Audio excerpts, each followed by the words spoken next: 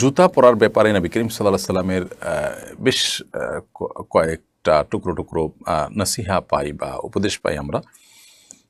এর মধ্যে থেকে একটি হলো যে এক পায়ে জুতা পরে আরেক পা খালি রেখে হাঁটা নিষেধ রয়েছে হাদিসে। অতএব মসজিদ থেকে বের হলে বা বিভিন্ন সময় অনেক সময় দেখা যায় যে জুতার একটা এক মাথা আরেকটা আরেক মাথায়, তো প্রয়োজনে আমরা হাত দিয়ে নিয়ে যাব, দুটো একসাথে পরবো, কিন্তু শুধু এক পায়ে জুতা পরে আরেক পা খালি রেখে হাঁটবো না। আরেকটি নির্দেশনা আছে নবী সাল্লাল্লাহু আলাইহি ওয়াসাল্লাম, সেটা হলো যে খালি পায়ে হাঁটা, মাঝে মধ্যে খালি পায়ে হাঁটা কিন্তু সুন্নাহ, সেজন্য আমরা খালি পায়ে হাঁটতে পারি। আজকাল অবশ্য ডাক্তাররা আমাদেরকে পরামর্শ দিয়ে থাকেন মাঝে মধ্যে খালি পায়ে হাঁটার জন্য। নবী সাল্লাল্লাহু আলাইহি ওয়াসাল্লামের সুন্নাহ এটি, এবং এটি আমাদের স্বাস্থ্যগত উপকারও যেমন বয়ে আনে, ঠিক তেমনিভাবে আমরা সুন্নাহ আদায়ের নিয়তে যখন করব, নবী সাল্লাল্লাহু আলাইহি ওয়াসাল্লামের অনুসরণ নিয়তে যখন করব, তখন এর মাধ্যমে আমরা সওয়াব লাভ করব।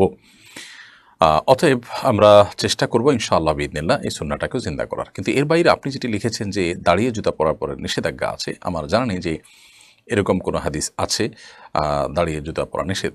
আমরা দাঁড়িয়েই সাধারণত জুতা পরি, এবং নবী করিম সাল্লাল্লাহু আলাইহি ওয়াসাল্লাম জুতা পরার জন্য বসেছেন, বসে বসে জুতা পরতেন, এরকম কোনো কথা আমার জানা নেই। অতএব জুতা পরার ব্যাপারে আমরা দুটি সুন্নাহ পেলাম। আরেকটি গুরুত্বপূর্ণ সুন্নাহ হলো যে কোনো ক্ষেত্রে আল্লাহ তাআলা ডানকে পছন্দ করেন। ইন্নাল্লাহা ইউহিব্বুত তায়াম্মুন ফি কুল্লি শাইইন হাত্তা তানাউলা ওয়াত তারাজ্জুল।